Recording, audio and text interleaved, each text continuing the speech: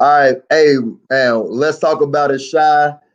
We back in the locker room talk with Jitim Young. You know, I'm your boy Jitim Young, Chicago legend, Hall of Famer, Mr. Wildcat, Mr. Big Ten, Mr. Northwestern, and I'm in the locker room right now with one of the greatest basketball players ever to come out of Chicago.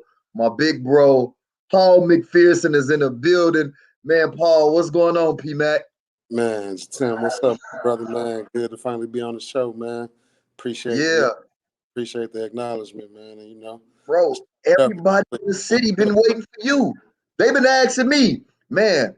When Paul coming on? When Paul coming on? I'm like, I got y'all. Give me a second. Y'all act like this man. Selling snowballs up the street, man. This a superstar. Like, get that man time to come on the show. Definitely, man. I got time for you, bro, man. So Well, yeah, man, man. for sure, man. Yeah, man. Ready to chop it up, answer any questions, or talk about whatever you want to talk about, man. Yeah. We I think the biggest thing growing up in Chicago, during our time, obviously we know times change, generation change and everything like that.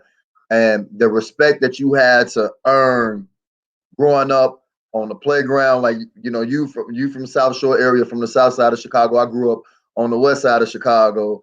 And it's just kind of that mindset of earning respect. And when you look at Chicago basketball and where we are right now with the guys, we just saw Taylor Horton Tucker in winning a NBA championship with the Lakers. We see Pat Beverly, and then we think about like this kind of generation and our generation. In your personal opinion and with your expertise, what do you think Chicago basketball is right now? I think Chicago basketball on a positive track, man. It's a lot of Okay. kids out there working on their game and trying to develop. So, I always look at that as a plus. But as far as like the pros and the people we got, I think our pipeline, pretty good. We got guys like THT to lead the new generation. But, we Right. also got a lot of future pros and potential pros coming. I think the kid from Kenwood, JJ Taylor, is a I baby like him. man. I Yeah. known him since he was a baby. We roughed him up for Wow. years. And then I played with his big brother was like my little brother, Steve Taylor, who also Right. played this.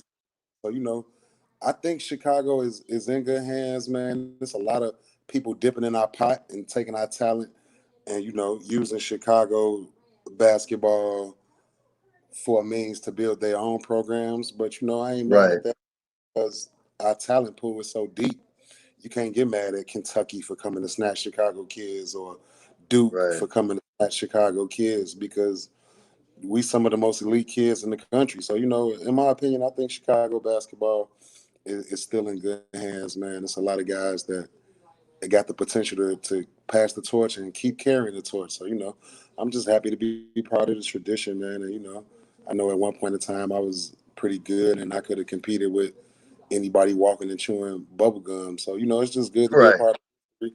It's just good to be a part of the tradition, man. And I think we straight, man. Chicago will always be all right, and it's gonna always be one of the basketball meccas of the world, especially for guards. Yeah, you got a point because every generation has its guys that's gonna lead it. Like when you were coming around, it was you had Nick Irvin, you had Ronnie Fields, you had yourself, Jimmy Sanders. That class of '96 was powerful. Then when I came around, it's Amari Sawyer, myself, Sid Banks, Andre Brown, Dwayne Wade, and now you just talked about THT and you had Anthony Davis and things like that. And we're kind of seeing what's going on with a lot of Chicago athletes, like the kid from Morgan Park, who is at Illinois, Adam Miller. He just transferred to LSU. And before we came on air, we were talking about kind of how because of COVID-19, with the NCAA giving guys an extra year, and now you seeing this carousel with guys within the Power Six conferences going from school to school. How do Yeah, you feel about that? And then how do you feel about the guys that didn't get a chance, that's coming out of high school, that didn't get a chance to get recruited, Now they go into the junior college route, and now the junior college level of play is done heightened because the guys that probably would have got recruited, now you got to go through junior college. So now all of them about to compete next year. So how do you feel about just this whole operation just happening this upcoming year? I feel good about that, man. From the time when we was in college and we was student athletes, you was pretty much controlled, and you had to go by the guidelines of the rules, and you was pretty much stuck. If you left, you had to sit a year. You wasn't really leaving school and going to play immediately the next year. As far as JUCOs go, I always been a fan of JUCOs, man. I'm a JUCO kid myself.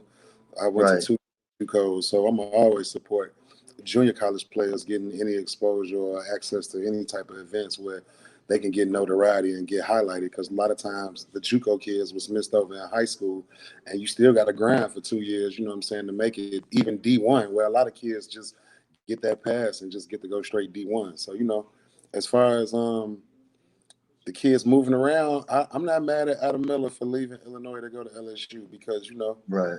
Illinois gets top tier players. So Adam Miller's a good kid and a good player, but at the Right. same time, you never know. Some McDonald's All-American probably on his way in right now, To 6'5", Illinois. or Yeah. somebody True.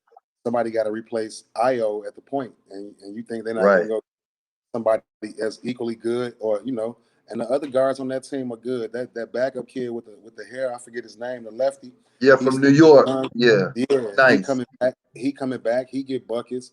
So nothing is guaranteed. So Adam probably looked at that situation like, I got a better chance of going here to establish what I want to be as a player.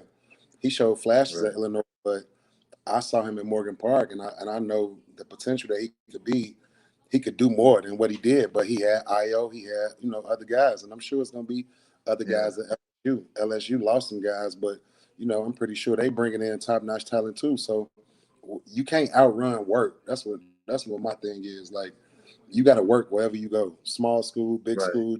So you don't get drafted, you get drafted. You can't outrun that work. It's always gonna be top players and somebody that's elite, man. So as long as the kid feel like he in his most comfortable position to succeed, then I'm gonna always support the player first versus the institution or the rules.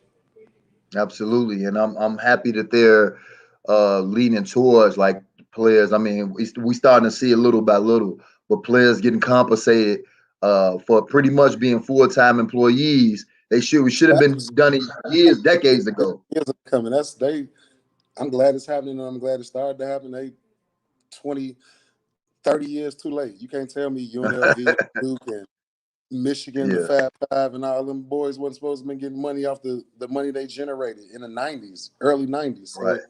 So the NCAA is one of the slowest institutions to change, and they are a group of guys who just used to things being their way. They don't really adapt to change as quick as other organizations that you see. The NFL adapts quickly, the NBA adapts quickly, baseball kind of slow, but the NCAA is just the slowest of all of them. So, it's good to see Yeah. that they get kids they just do for their likeness, and they've been using us on video games and wouldn't put our Right. name on there, just put our number on there, and everybody know that that's supposed to be whoever that's supposed to be. So what I'm saying? Mm-hmm. We already they're eating off Pell Grant money and lunch cards that's only got a certain amount, man. So Twenty it's on twenty bad, dollars after a game for a piece of you just played on ESPN and it was and you broke. BMW commercials and they give You you broke. $20 after the game for a pizza. Yeah, I was lucky, man. I had at the time at DePaul we had boosters. We had we was loaded. So by the time I got there, we were starting to pick up steam and be hot. Everybody knew about Quentin and Bobby and all those guys. So once I got there, we already had like boosters and people hitting us illegally with money. You know what I'm saying? But Mm-hmm. before then, I went to the streets to get my money. Like I Right. ain't had no money. I needed shoes and stuff like that. I had my parents, but at the same time, my guys was in the streets. We was betting, and I was playing people for money. And this at the time I'm at DePaul playing on ESPN at Duke. Right. We playing. I come back 22 at Duke, and I come back 2 days later. I'm playing on 22nd and State for $10,000, risking Right. getting hurt. I'm still in the season Mm-hmm. at DePaul. I still got games to practice. I done left school to go play a nigga in the projects for $10,000. Like, Right. man, I'm with anything that pays the kids and gives the kids the opportunity, man, to get compensated or reimbursed for their likeness, for their jersey sales, because they part of filling the arenas, they part of selling the popcorn, they part of everything about the university, Market. man. So I'm all for that. Definitely. Yeah, you know what I mean. Like everything you said. I mean, I agree with it. And then, obviously, I was first team All Big Ten. I was Player of the Year runner up to Devin Harris in the Big Ten. Being a Northwestern, didn't have nearly as much help as you had, but you got a chance to do something going to the NCAA tournament. Man, tell me, man, what was that like? What was the community like over there where you were in DePaul and everything like that? Over there in the Lincoln Park area, DePaul's going to the NCAA Uh, tournament. Kind of go back in that it mode was and, crazy. and and let us know what it feel like.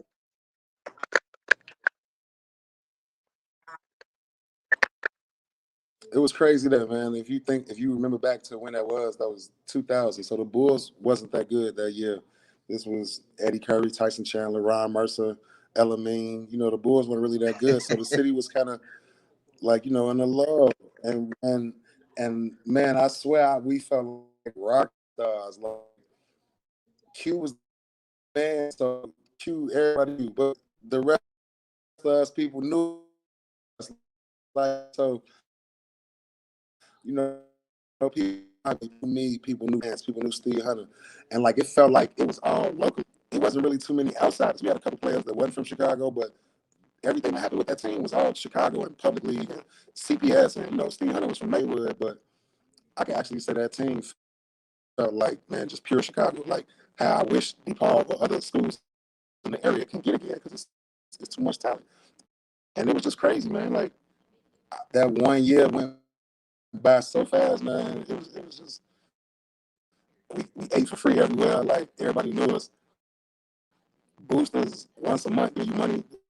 We stayed in the best place off campus. We all had towels and vehicles, and I felt like I was already a pro. Like, man, coming from where I came from, I'm like, I got hella shoes, I got hella clothes and gear. I'm getting money. I got a car.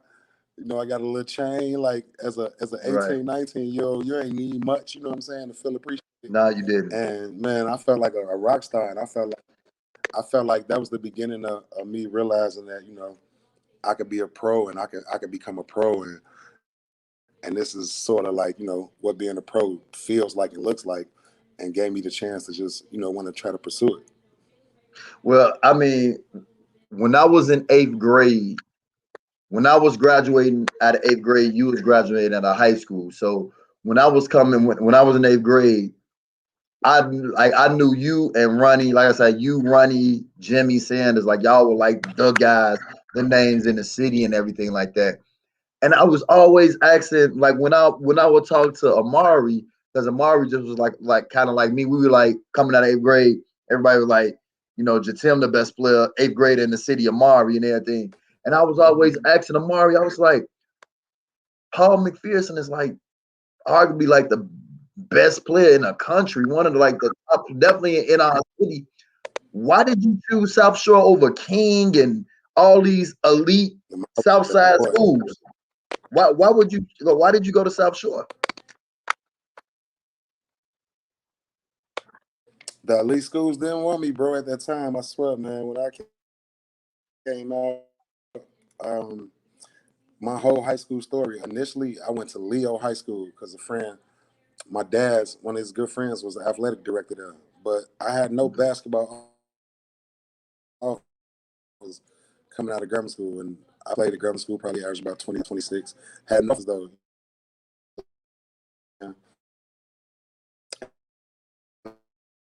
Going to Leo, all school, to go there. Consistent. The area I grew up in, so I was kind of affiliated with the folks. And Leo, it wasn't a GD school, so I got into it. At Leo, I was fighting, I was doing stuff I had no business doing. Ended up getting kicked out. I transferred to Bowen, way deep on the east side of Chicago, for the last half of my freshman year. And I couldn't play on the team at Bowen. They wouldn't let me play on the team. I'm trying to get on varsity. I'm trying out. A couple of my guys go there. They trying to let the coach know, man, this dude nice, let him play. It wouldn't happen. So I missed my whole freshman year playing, bro. Like never played on the team. Just was playing at the inlet, playing at the parks, playing at local tournaments. Then my grammar school coach ended up going to South Shore my sophomore year. He got the job at South Shore. Pittman had left South Shore, and Pittman left, took all the players, took them with him to Carver. So my freshman year, they had a coach, but he didn't do nothing at South Shore. They got my grammar school ended up becoming South Shore. And I was the first person he reached out to. Like, man, bro, I got varsity. You're a sophomore. I'm starting you on varsity. This the words he told me. I ain't played a game in high school yet. He's like, man, you starting on varsity. We got to build the team over. I'm getting all local guys. I need you. And then that was it. So by the time I got hot, everybody wanted me. By the time I was a senior, I was already loyal to him for giving me the map and giving me the floor and giving me that gas I needed to think I was good. I didn't want to leave him. I wanted to go to King and Larry Holloway and Lynn Miles, Camilo Rogers, Kevin Williamson, that whole team they had. But at the last minute, I reneged with South Shore. I got Joe and a couple other guys to transfer in. So, I just decided to ride out, man. But at the end of the day, I stayed loyal to the person who gave me my first shot. And I just didn't want to leave South Shore until he was there until I was a senior. So I just stayed with him. Yeah, I mean, that's one thing that I know about you personally. Like, hey, you're a loyal dude, and like, if you could gain Paul McPherson trust, man, he got your back and he gonna ride with you. And it makes sense. That make a lot of sense because I never knew why. I just knew you was just super, super good, but I never knew why like you chose South Shore. So and it make a lot of sense.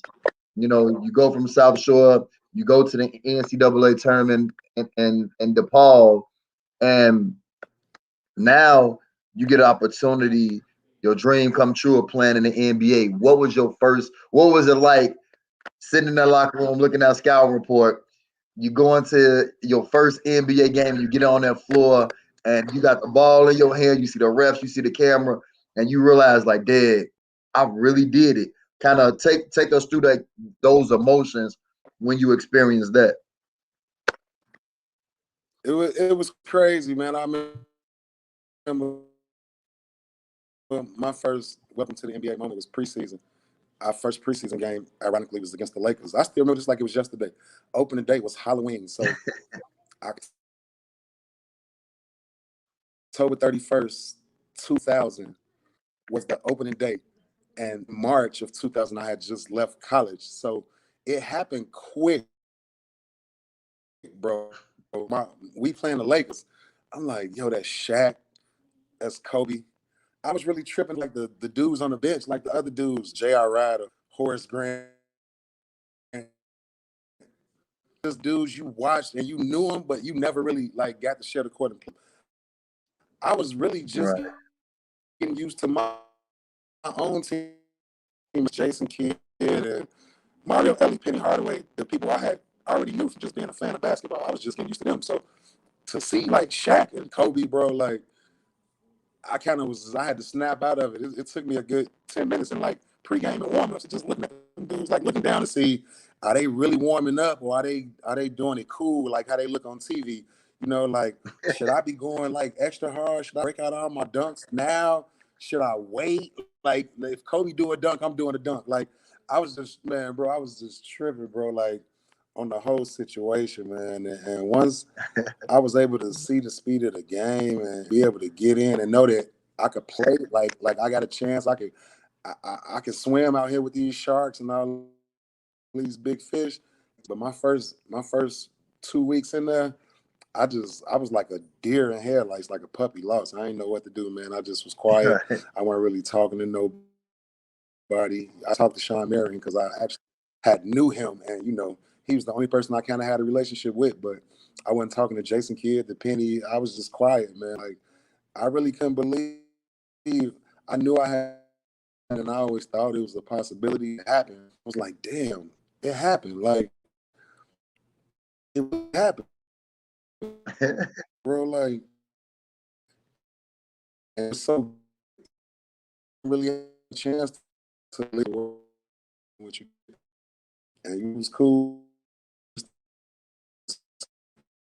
I made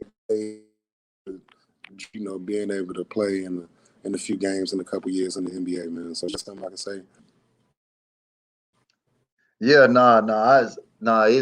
it's great because I remember watching you on TV. I remember the game you had like 20, 25, 30 points, and just the whole city was super proud and super Yeah, happy that was with, cool. with watching one of our own do it, and one of those guys like you made a statement earlier where you say you can't duck hard work. It don't matter where you start from, you can't duck it. And I think that's not only kind of like the message for this video, but that's a good post for like kids to stick on that wall.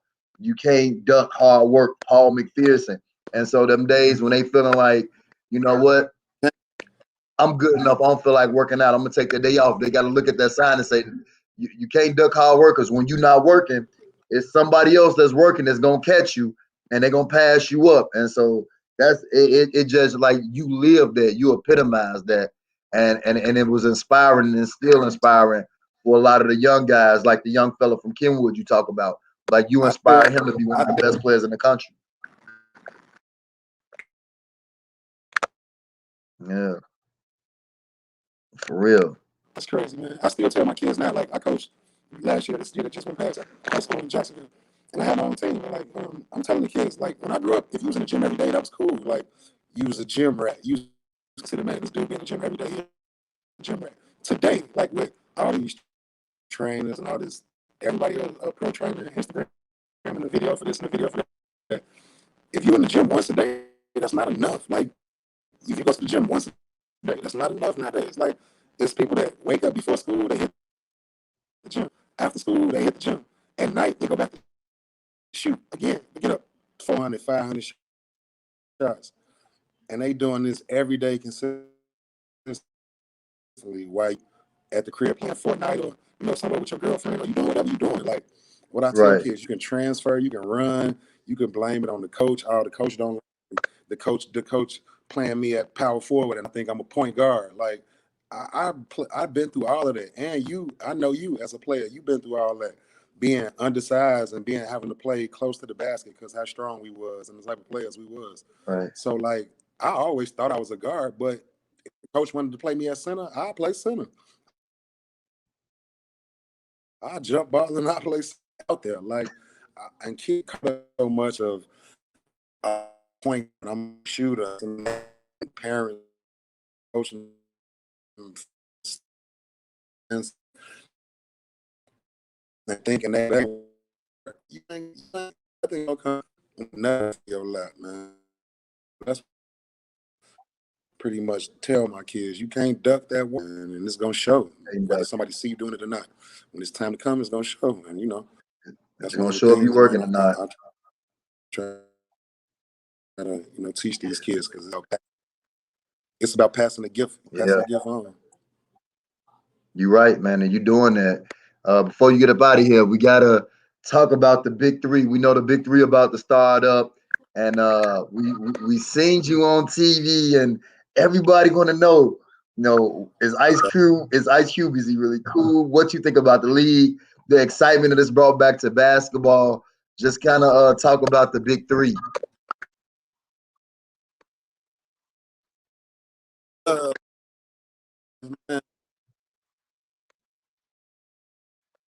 For even giving me the opportunity when I played. And I love what he's doing now. He's dropping the age. He letting more people in. He giving more brothers opportunities, man. A lot of people don't know that, that it's like Cube dusting you off. Like he take you off the shelf. You've been on the shelf. You a trophy. You collected a little dust. He take you, dust you off, and put you right back in front. Man, bro, just two basically. 100,000 per diem for pro every hotel. Man, I keep hearing they big three video game. Well, all the player residuals from the deal from PlayStation and Xbox. So man, Cube is just a marketing genius, man. He a great dude, man. And I always support the big Three. I'm gonna always be a supporter of that league. I enjoy my time playing in it, and now I just look forward to watching other players that I know, other Chicago players like Will and Pargo, and a lot of guys who in there just gonna keep the tradition going on. Tough players, tough gritty guards, and just repping our city right, man. But I'm a definite fan of the Big Three. I had a ball when I played in there. You know, I had some battles and went at it with a lot of my old guys from the league and people play against, and it was fun. And so it's a great opportunity, man. And if you get a chance to get out there and try out for it or play in it, I think anybody that got the chance should go play in it. Good experience, great travel, everything first class check sometimes. So, man, Big Three popping, man. Shout out to the Cube and the Big Three. Yeah, man. Well, hey, I gave everybody what they wanted. Y'all wanted to see Paul. I gave you Paul McPherson, man. Paul, thank you for coming on, my brother. Man, God bless you, man. Hey, man, health, and happiness to you, my brother. Man, Tim, no problem, man. Absolutely, man. And real quick, man, I Yes, remember, bro, sir. when I first ever seen you, right? Like, so they was telling me, like, man, it's this, he a football player, basketball player, he's strong, can't nobody stop him, man. So my guys from out west, they had knew about you, so they telling me we was somewhere playing, man, and you walked in. This was before I ever played you. I remember the first time playing too. When I first saw you, man, you was bullying these dudes, bro. I'm talking about bullying these dudes. I said, man, that boy out there on his bag, man. So, man, shout out to you, bro, man. I'm proud of the player and the person you turned into, man. Even better person, man. Shout out to your podcast and all the Man. stuff you're doing, man. All your shows. Anytime, just reach out, man. I'm all support, man. All right, thank you, man. Man, I definitely appreciate it. That means a lot coming from you. I appreciate you, man. Thanks a lot, Paul.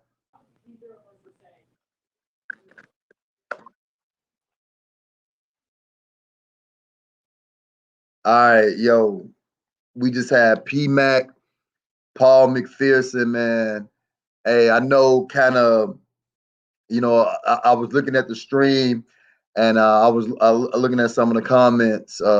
They said, Paul McPherson's signal was breaking up, but for the most part, we heard everything he had to say from, growing up in Chicago on the south side of Chicago, staying loyal to his high school coach at South Shore, which is why he ended up going to South Shore, becoming one of the best players in the state of Illinois, going to DePaul and seeing that he was on national TV playing Duke University and then having to go uh, find a way to be financially secure. We just talked about how happy we was that the NCAA is now allowing players to receive money and receive compensation for their abilities and talents because Paul could have easily got hurt playing one-on-one for $10,000. He could have twisted an ankle in the middle of the season. But when you don't have money and you in college and your college is taking pretty much the majority of the time and you can't work, what else are you going to do? So, we just talked about how happy we were with those changes, talked about making it to the NBA and having that moment where he played against the Lakers and seeing Kobe Bryant and Shaq, and then just the great thing Ice Cube is doing with the Big Three, and then just showed me love about how he saw a lot of my game and a lot of his game inside me, and that means a lot because I really look up to Paul McPherson and all he's done throughout his career. So whatever you do, do it to the best of your ability. Like Paul said, you can't duck this hard work. Give 100% and always believe in yourself and know that it's still room for improvement. And the day you're not working to the best of your ability, the day you feel you can't get better, it's the day you're not living your life to the fullest. All right, this is Let's Talk About It Shy Locker Room Talk edition. Locker Room Talk with Jitim Young. I'm your boy, Mr. Wildcat, Mr. Northwestern, Mr. Big Ten, Jitim Young. Make sure you check out the website, www.realroyaltees.com. That's www.realroyaltees.com and get you some Let's Talk About It Shy merchandise. Until the next time we're in a locker room, God bless and be safe.